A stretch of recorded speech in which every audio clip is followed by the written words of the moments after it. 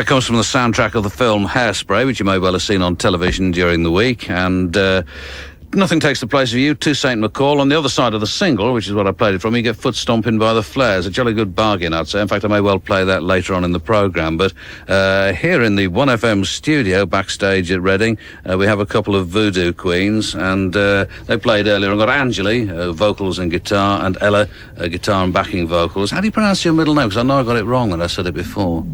Mine? Yeah. Douglas. Right, okay, fair enough. So is this, I don't know which one of you is going to speak, whoever moves first, I guess.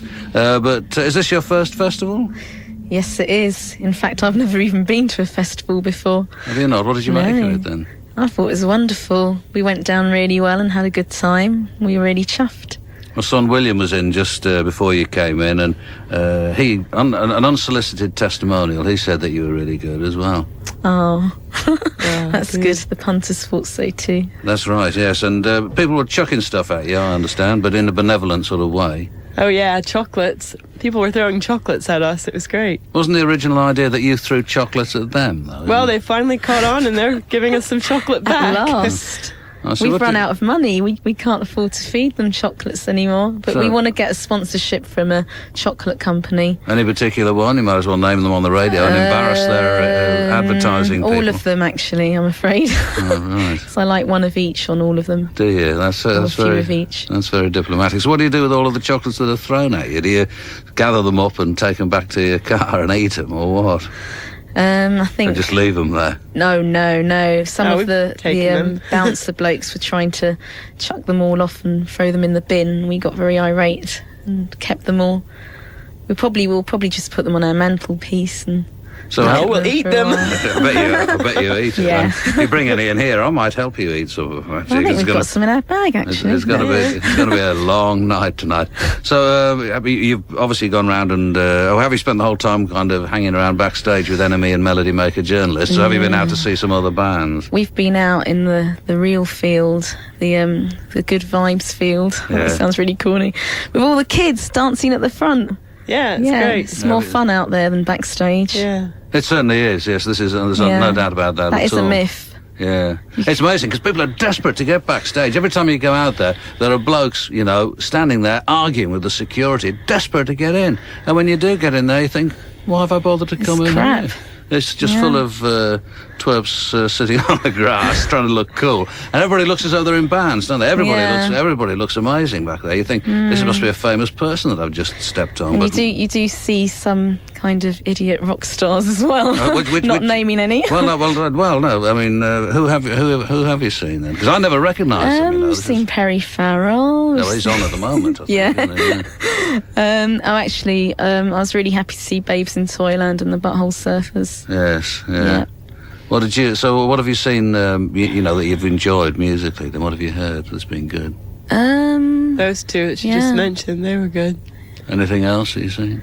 This is my last question because I run out of bright ideas after this. So let me think. If you want to keep talking, you're going to have to improvise heavily on this theme. We were kind of dealing with a lot of things today too, though, having played and that. Our bassist was really, really ill, and she, fainted when she got off stage and fainted, just before she went on. So she did really well. Oh, good for her. Well, are you staying for the other 2 days? Yeah, we've got little tents in the backyard somewhere. Have you? Right. Yeah. So, in other words, if you came back tomorrow night, I could ask you more penetrating questions tomorrow night. If we're invited, we'd love to. Of course you're invited. You can come in and do a critique of the day's social events, as well as the music. Because obviously, see, I can't get out. I did manage to get out for Flaming Lips. I saw about a quarter of an hour of them because I really wanted to see them. And they were very good, actually, the little bit that I saw. But I have to time things. And when it's some band on the main stage that I'm not that interested in, and frankly, listeners, there have been 1 or 2 of those, and I then have to run as fast as my fat little legs will take me down to the tent to see the band, and then time it so I get back in time to play the next record and so do it. Wasn't that a great set? Because I've seen none of it, but that's showbiz. Right, so okay, you come back tomorrow and tell us more. We've got you in session as well. Anything you want to say about Chocolate Eyes before we... It's yummy. It's yummy. Oh, boy.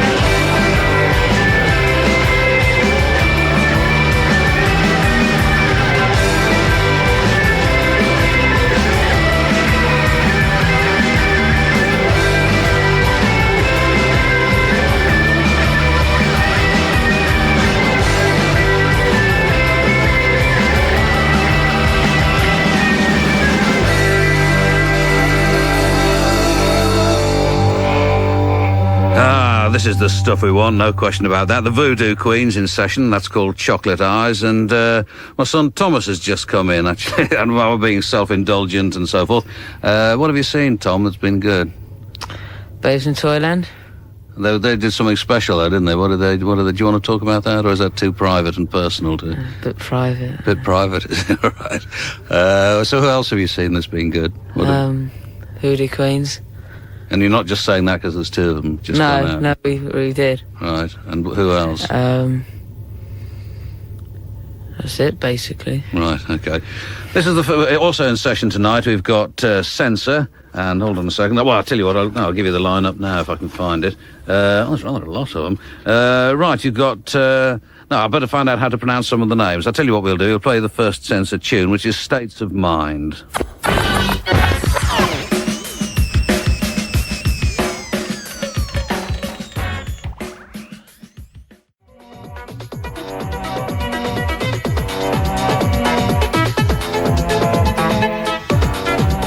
Right, well, I expect you've got the hang of that one by now. That's my definition of house music, DJ Hell, from a few years ago on RS Records. Cropped up recently on a useful compilation LP. Once again, I can't remember which one it was. This is John Peel on 1FM from backstage at the Reading Festival, where most of the music has stopped by now, except for the stuff that people are playing in their own tents, and hopefully they're going to be listening to these to this programme there. Here's another one from the Voodoo Queens, who are in session tonight and who went down very well earlier on. This is Shopping Girl Maniac.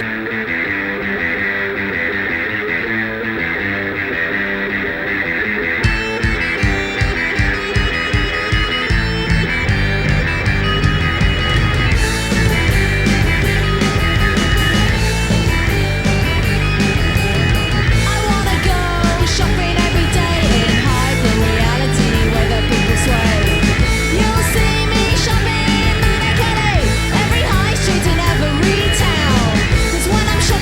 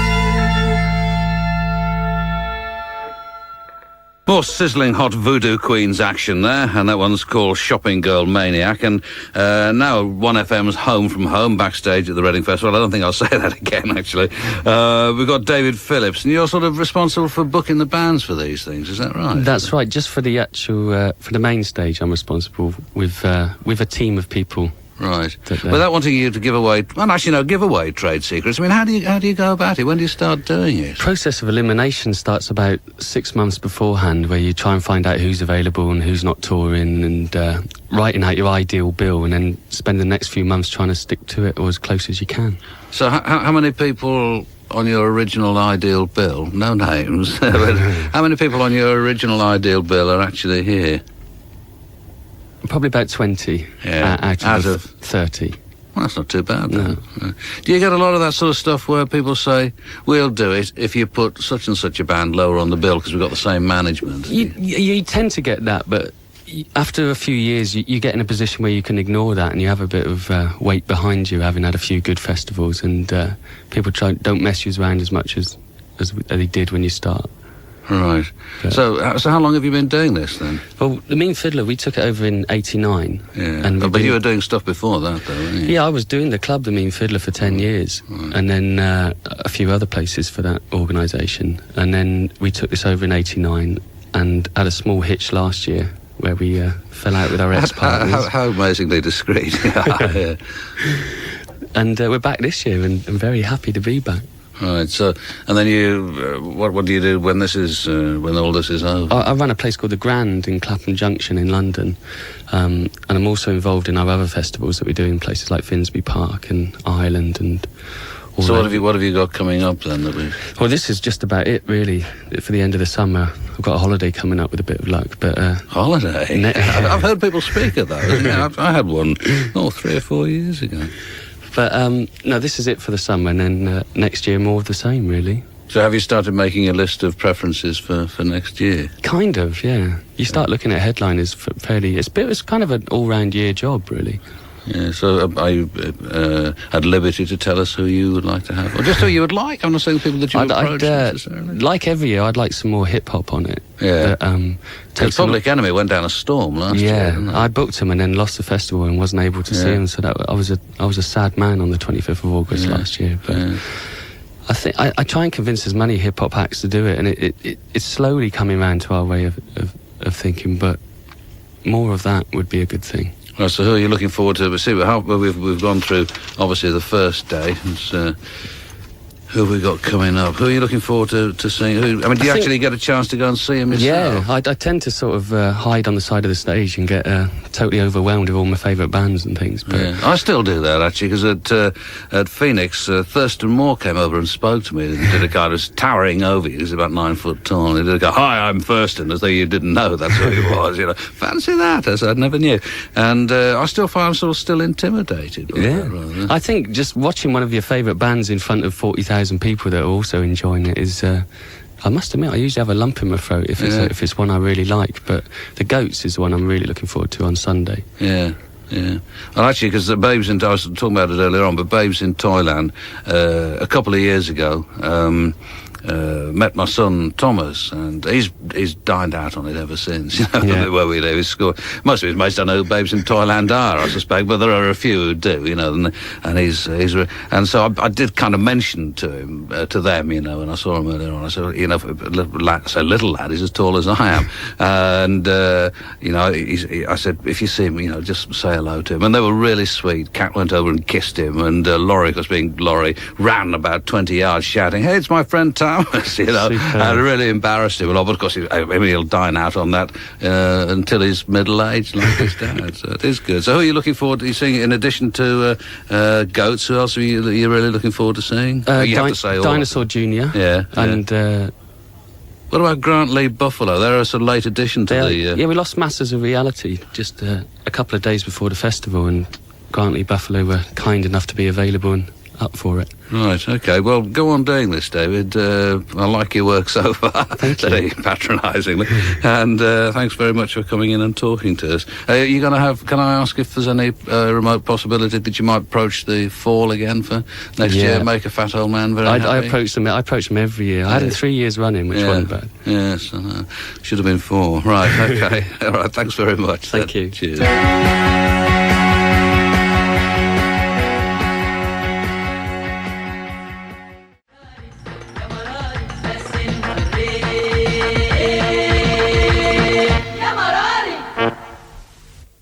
No, I know nothing about that really, beyond the fact that it's pretty good. It may even, because all of the tracks were segued on this cassette that I have, it could be like 2 or 3 different songs that I run all together to try and make into one. But I really like the noise of that, and if I could get it out of the confounded machine, I'd tell you more about it. It's called Ya Marari, which translates as Oh the Agony, by Hamed Al-Shari. That's I've written that on there myself, so even that could be wrong, but it'll do for the time being anyway, and I like it very much, and we'll play you more from the cassette at some other stage. The Voodoo Queens are in session on tonight's programme. This is My Favourite Handbag.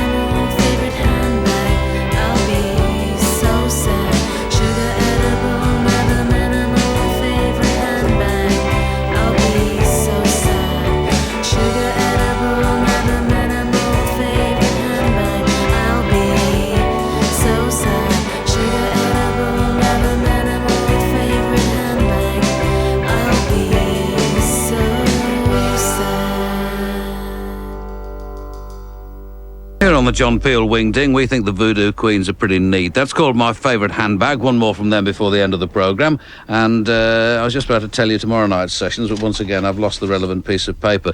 But it's quite nice. I quite like this little studio, actually, because the studios back in Broadcasting House are the kind of studios that were built and designed by somebody so that people could come in and look at DJs, not so that DJs could actually work in them. This is enormously small. I mean, there is, to actually get to the position that I'm in now, I have to climb over the desk, and there is a sticker on the desk which says foot.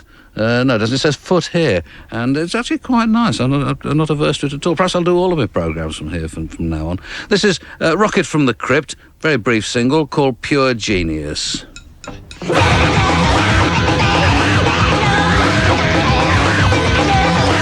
Do you know, I've got all the way through this programme and not played anything at the wrong speed.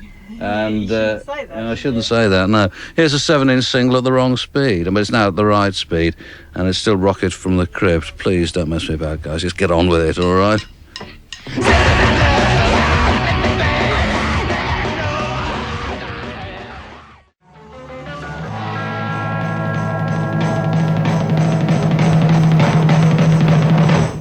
That's Link Ray. Oh, well, hold on a second. That's Link Ray and Jack the Ripper, of course.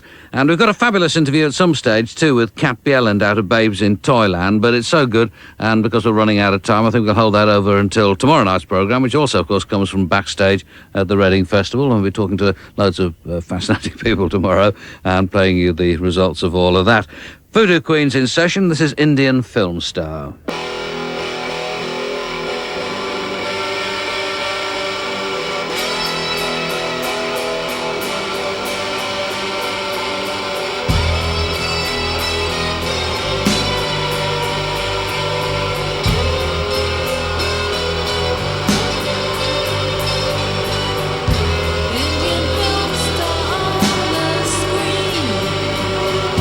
Every young Indian girl's